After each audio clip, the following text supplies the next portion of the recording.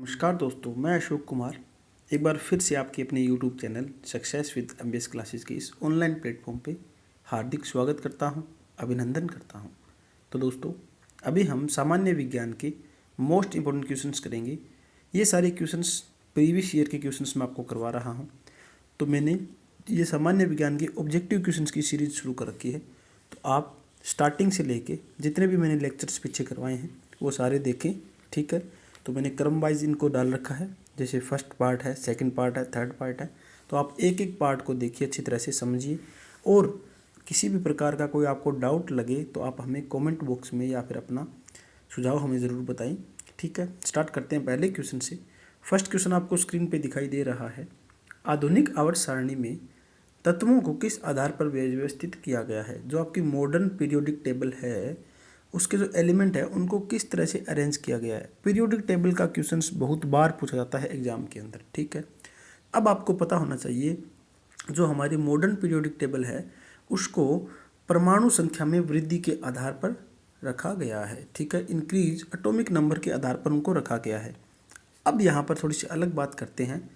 जो हमारी आधुनिक आवर्त सारणी है इसके खोजकर्ता कौन थे, इसके वैज्ञानिक कौन थे, हमारे थे ब्रिटिश वैज्ञानिक थे मोजले जी, ठीक है। मोजले ने क्या है इसकी खोज की थी, मोस्ले बोलते हैं इसे, कई जगह पर मोजले बोला जाता है इनको। अब क्या है, इन्होंने 1913 के अंदर ये आधुनिक आवर्त सारणी की खोज की थी, ठीक है। इन्होंने क्या किया था, इन्होंने इनको परमाणु क्रम में वृद्धि के आधार पर इन सारे जो हमारे पास एलिमेंट है इनको रखा गया था, ठीक है। तो ये क्वेश्चन आपका अच्छी तरह से क्लियर हो चुका होगा। चलते हैं नेक्स्ट क्वेश्चन की ओर। नाइट्रोजन परमाणु में उपस्थित न्यूट्रॉनों की संख्या कितनी होती है। अब क्या पूछा गया है, नाइट्रोजन परमाणु में उपस्थित न्यूट्रॉनों की संख्या कितनी होती है, ये आपको पूछा गया है यहाँ पर, ठीक है। अब आपको पता होना चाहिए जो हमारे पास नाइट्रोजन परमाणु के अंदर उपस्थित न्यूट्रॉनों की संख्या 7 होती है, ठीक है। ये हमारा यहाँ पर राइट आंसर होगा, ऑप्शन नंबर बी। चलते हैं नेक्स्ट क्वेश्चन की ओर। विद्युत प्रवाह को मापने के लिए जो हमारे पास इलेक्ट्रिक करंट को मापने के लिए कौन से यंत्र का उपयोग किया जाता है, ठीक है। यहाँ पर क्या है, हमारे पास इलेक्ट्रिक करंट को मापने के लिए हम कौन सा यंत्र यूज़ करते हैं। सबसे पहले ऑप्शन देखा है गैल्वेनोमीटर, उसके बाद दे रखा है रियोस्टेट, उसके बाद वोल्टमीटर, उसके बाद एमीटर। तो हम एक एक करके चर्चा करते हैं, एक एक ऑप्शन को उठाते हैं। सबसे पहले गैल्वेनोमीटर क्या काम करता है। गैल्वेनोमीटर भी हमारा करंट ही मापता है, ठीक है। ये हमारा करंट मापता है, लेकिन वेरी नल वैल्यू को, बिल्कुल लो वैल्यू को क्या है, ये करंट को मापेगा, ठीक है। तो हमारे पास सिर्फ करंट को इंडिकेट करेगा भी इस वायर के अंदर करंट है या नहीं, इतना इंडिकेट करने के लिए हम गैल्वेनोमीटर को यूज़ करते हैं। दूसरा हमारे पास दे रखा है रियोस्टेट। रियोस्टेट क्या काम करता है, रियोस्टेट कुछ इस तरह का होता है हमारे पास, जिसमें हम प्रतिरोध की वैल्यू को कम ज़्यादा करते हैं, ठीक है। इस पर एक हैंडल होगा ये, यहाँ पर क्या है हमारे पास ये रियोस्टेट की वायर होगी, नाइक्रोम की वायर होती है, ठीक है। इसकी वैल्यू हम यहाँ पर इस हैंडल को पकड़कर कम ज़्यादा कर सकते हैं। तो ये क्या काम करता है, ये प्रतिरोध की वैल्यू को कम ज़्यादा करने के लिए होता है रियोस्टेट, ठीक है। वोल्टमीटर आपको पता है क्या काम करता है। वोल्टमीटर हमारा वोल्टेज मापने के लिए वोल्टमीटर यूज़ करते हैं। वोल्टमीटर हमेशा किस में जोड़ते हैं, वोल्टमीटर हमेशा पैरेलल के अंदर जोड़ा जाता है, जो कि समांतर क्रम में जोड़ा जाता है।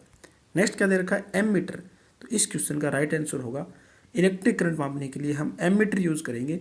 एमीटर हमारा क्या होगा, मान लीजिए हमारे पास कोई लोड है, इस लोड के साथ में एमीटर हमेशा सीरीज में लगेगा, ठीक है। ये बात आपको याद रखनी है। और वोल्टमीटर हमेशा क्या है, इस तरह से लगता है पैरेलल के अंदर, ठीक है। तो आपकी ये बात क्लियर हो चुकी है वोल्टमीटर और एमीटर की। चलते हैं नेक्स्ट क्वेश्चन की ओर। नेक्स्ट क्वेश्चन क्या दे रखा है आपको, नेक्स्ट क्वेश्चन दिया हुआ है, यदि किसी वस्तु का वेग इसके प्रारंभिक वेग से दोगुना कर दिया जाता है, वेग मतलब वेलोसिटी को हमने क्या कर दिया, दोगुना कर दिया जाता है, तो इसकी गतिज ऊर्जा इसकी प्रारंभिक गतिज ऊर्जा का n गुना हो जाती है। n का मान कितना होगा, ठीक है। अब n का मान पूछा गया है, इसके अंदर n का मान मान लीजिए स्टार्टिंग में हमारी गतिज ऊर्जा कितनी थी, n थी, ठीक है। स्टार्टिंग में हमारी गतिज ऊर्जा कितनी थी, n थी। तो अब हमारे पास जो ऑप्शन क्या होगा इसके अंदर, जैसे कि मान लीजिए काइनेटिक एनर्जी का जो फॉर्मूला होता है गतिज एनर्जी का, वो होता है हाफ mv², ठीक है। स्टार्टिंग में ये मेरे पास काइनेटिक एनर्जी टोटल कितनी थी, n थी, ठीक है।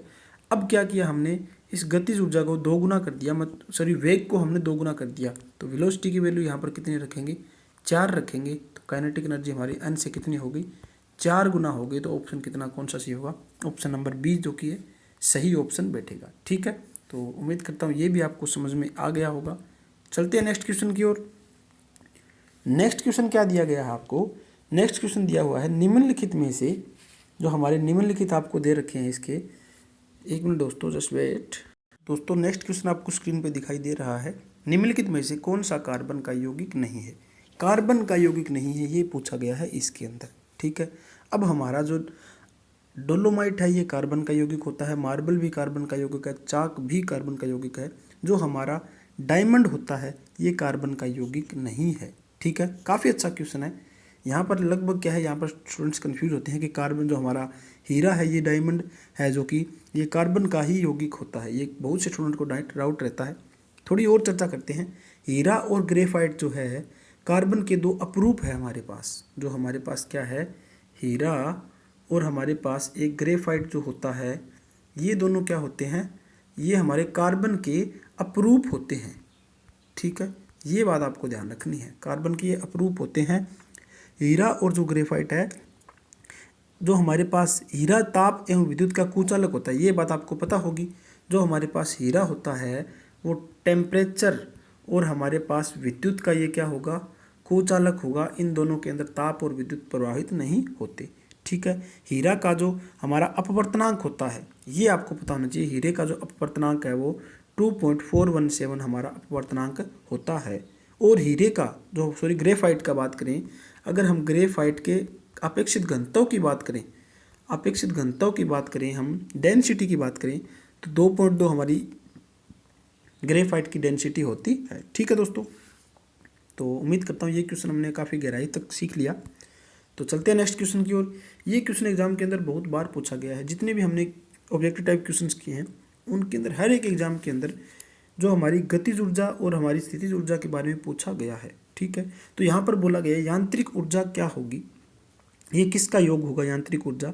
तो यांत्रिक ऊर्जा पता है आपको, गतिज ऊर्जा और हमारी पोटेंशियल एनर्जी का योग होता है यांत्रिक ऊर्जा। ठीक है, अब आपको बताऊँ मैं, काइनेटिक जो एनर्जी है उसका फॉर्मूला अभी आपने किया है, हाफ mv²। ठीक है, जिसके अंदर गति होती है। और दूसरा मेरे पास क्या है, पोटेंशियल एनर्जी का हमने फॉर्मूला क्या देखा था, वो होता है mgh, जिसके अंदर स्थिति और पोजीशन दिखाई देंगी। ठीक है, जो हमारे पास पोजीशन होगी उसके अंदर, वो हमारे पास हाइट होगी, तो वो पोटेंशियल एनर्जी होती है, जिसे स्थितिज ऊर्जा बोलते हैं। नेक्स्ट क्वेश्चन देखते हैं। नेक्स्ट क्वेश्चन दिया हुआ है आपको स्क्रीन पर, कार्बन C12 के एक मोल में कितने परमाणु होते हैं। हमारे पास जो मेरे पास इसके अंदर क्या निकालना है, इसके अंदर हमें निकालना है मोल में कितने परमाणु होते हैं, C12 के अंदर कितने परमाणु होंगे। तो आपको डायरेक्ट पता होना चाहिए इस टाइप के क्वेश्चंस का। तो इस क्वेश्चन के अंदर क्या है, हमारे पास 6.02 गुणा में 10⁻23 हमारे पास क्या है, परमाणु होते हैं। ठीक है, अब परमाणु द्रव्यमान निकालने के लिए आपका फॉर्मूला पूछ लिया आपसे। अगर हमें परमाणु अगर द्रव्यमान पूछ ले, एक मिनट दोबारा लिखता हूँ मैं, हमारे पास क्या है, परमाणु मास पूछ लिया आपसे, डायरेक्ट मास लिख देता हूँ यहाँ पर मैं। मास पूछे, परमाणु द्रव्यमान आपको निकालना है, तो क्या होगा, तत्व के एक परमाणु का द्रव्यमान। आपको ऊपर क्या लिखना है, जो तत्व है हमारा उसका एक परमाणु का मास। ठीक है, बटा में मेरे पास क्या होगा, बटा में 1/12 गुणा में क्या है मेरे पास C12। ठीक है, परमाणु का इसका जो द्रव्यमान होगा वो हमें यहाँ पर लिखना होगा। ठीक है, तो इस तरह से क्या है, परमाणु का मास हमारा निकल जाता है। ठीक है दोस्तों, चलते हैं नेक्स्ट क्वेश्चन की ओर। थोड़ा सा इसको एडजस्ट करने में दिक्कत हो सकती है, तो इस क्वेश्चन को मैं छोड़ देता हूँ। चलते हैं नेक्स्ट क्वेश्चन की ओर। ये देखते हैं हम, निम्नलिखित में से किसका उपयोग पेयजल को कीटाणु रहित करने के लिए किया जाता है। ठीक है, हम किसका उपयोग करते हैं, जिसमें क्या है, हम कीटाणु जल को कीटाणु रहित करने के लिए, ठीक है, कीटाणु मारने के लिए हम किसका उपयोग करते हैं। तो ये आपको पता होना चाहिए। जो ब्लीचिंग पाउडर, ये क्वेश्चन हमारा लगभग हमने 3-4 बार कर लिया है इन्हीं क्वेश्चन सीरीज के अंदर। ठीक है, तो काफ़ी इंपॉर्टेंट क्वेश्चन रहता है। इसके अंदर क्या होता है, जो हम ब्लीचिंग पाउडर यूज़ करते हैं वो कीटाणु रहित होता है। ठीक है, पानी के अंदर जो कीटाणु होते हैं उनको मार देता है ब्लीचिंग पाउडर। अब ब्लीचिंग पाउडर का जो आणविक सूत्र जो होगा, अणु जो सूत्र होगा वो क्या होगा, CaOCl2। ठीक है, ये आपको पता होना चाहिए ब्लीचिंग पाउडर का फॉर्मूला CaOCl2। ठीक है, ये बात भी आपको पता होनी चाहिए ब्लीचिंग पाउडर के बारे में। ठीक है दोस्तों, आगे क्या है मेरे पास, आगे दिया हुआ है दूषित पानी, दूषित जल पीने से अनेक प्रकार की बीमारी होती है। ठीक है, तो हम क्या मिलाएंगे उसके अंदर, अगर हम ब्लीचिंग पाउडर मिला देंगे तो वो क्या होगा, दूषित जल हमारा स्वस्थ हो जाएगा। नेक्स्ट क्वेश्चन देखते हैं, काफ़ी अच्छा क्वेश्चन है। उद्योगों में प्रयुक्त पावर की इकाई क्या होगी। जो उद्योगों के अंदर प्रयुक्त पावर जो होती है वो किस तरह की पावर हम यूज़ करते हैं। ठीक है, अब आपको पता होगा पावर की इकाई किस में यूज़ करते हैं। पावर की इकाई होती है हमारी वाट। ठीक है, पावर की इकाई वाट होती है, तो लगभग मोस्ट जो स्टूडेंट है वो वाट को ही ऑप्शन करेंगे। लेकिन यहाँ पर क्या बोला गया स्टार्टिंग में, देखो उद्योगों में, इंडस्ट्री के अंदर जो हम पावर यूज़ करते हैं वो किस में होती है, वो होती है HP, हॉर्स पावर के अंदर होती है हमारी HP के अंदर। अब 1 HP बहुत बार पूछी जाती है, कितने के बराबर होती है, 1 HP हमारी होती है 746 वाट की। ठीक है, ये हमारी होती है 746 वाट है, ये हमारी होती है मैट्रिक पद्धति। ठीक है, ये हमारी मैट्रिक पद्धति होती है। अगर आपको पूछ ले 1 HP बराबर ब्रिटिश पद्धति के अंदर कितनी पावर होगी, तो वो होगी 735.5 हमारी होती है ब्रिटिश पद्धति के अंदर। ठीक है, तो आपको ये बात पता होनी चाहिए HP और ये हमारे पास मैट्रिक और ब्रिटिश के बारे में। ठीक है दोस्तों, चलते हैं नेक्स्ट क्वेश्चन की ओर। अब थोड़ा सी पावर की बात और कर लेते हैं हम। पावर का जो मात्रक है, वैसे मैंने SI मात्रक की बात करी पावर की। ठीक है, तो वो मैंने बता दिया आपको क्या होगी, वाट होगी। ठीक है, किलोवाट जो kWh जो होगा वो हमारा क्या होता है, इलेक्ट्रिकल एनर्जी की जो यूनिट हम मापते हैं वो kWh में मापते हैं, ये पता होना चाहिए। उसके बाद जूल है, जूल हमारी किसकी इकाई होती है, जूल हमारी 3 चीज़ की इकाई आपने सुनी होगी। सबसे पहला क्या है, वाट की इकाई जूल होती है। हमारे पास एनर्जी की इकाई भी जूल होती है। ठीक है, ऊर्जा की इकाई। उसके बाद उष्मा की इकाई जो हीट होती है उसकी इकाई भी क्या होगी, जूल ही होती है। ठीक है, तो ये क्वेश्चन आपका अच्छी तरह से क्लियर हो गया है। चलते हैं नेक्स्ट क्वेश्चन की ओर। स्पष्ट गूंज सुनने के लिए मूल ध्वनि और प्रतिध्वनि ध्वनि के बीच का समय अंतराल कम से कम कितना होना चाहिए। तो ये आपको पता होना चाहिए, 0.1 सेकेंड हमारा क्या होना चाहिए, समय होना चाहिए। ठीक है, इतना कम से कम इतना समय ज़रूर होना चाहिए। ठीक है, इसके अंदर क्या है, थोड़ी सी अलग चर्चा करते हैं हम। आगे दिया गया प्रतिध्वनि क्या होती है, ये आपको पता होना चाहिए। जो प्रतिध्वनि क्या होती है, जो ध्वनि किसी दृढ़ दीवार, गहरे कुएं, पहाड़ आदि से टकराने के बाद हमें सुनाई देती है। ठीक है, जो दीवार से टकराकर जो ध्वनि मिलती है हमें, जो हमें पहाड़ से जो टकराकर ध्वनि मिलती है, उन्हें बोलते हैं हम प्रतिध्वनि।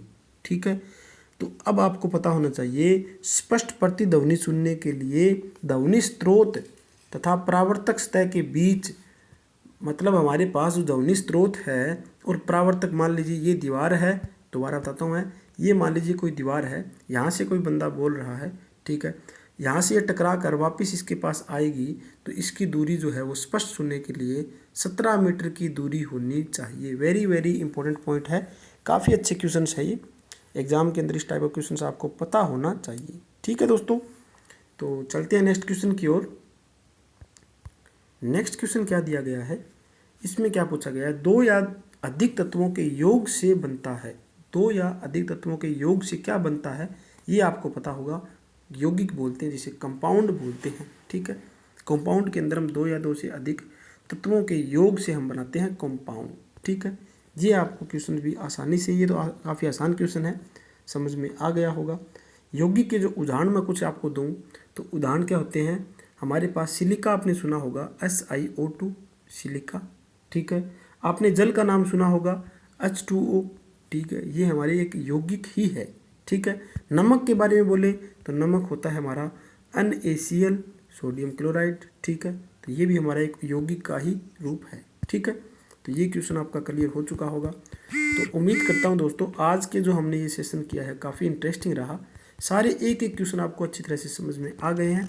अगर फिर भी किसी प्रकार की कोई डाउट हो, किसी प्रकार का आपकी तरफ से कोई सुझाव हो, तो हमें ज़रूर बताइए। और हमने इस चैनल के माध्यम से टेक्निकल और नॉन टेक्निकल दोनों तैयारियां करवा रहे हैं। ज़्यादा से ज़्यादा अपने दोस्तों के साथ शेयर कीजिए और जुड़िए। और दोस्तों क्या है, इस चैनल के माध्यम से हमने NCERT का जो पूरा सिलेबस है वो भी हमने शुरू कर रखा है, 6th क्लास से लेकर 10th क्लास तक, तो उसको भी आप देखिए। तो मिलते हैं नेक्स्ट लेक्चर के साथ। ठीक है दोस्तों, धन्यवाद।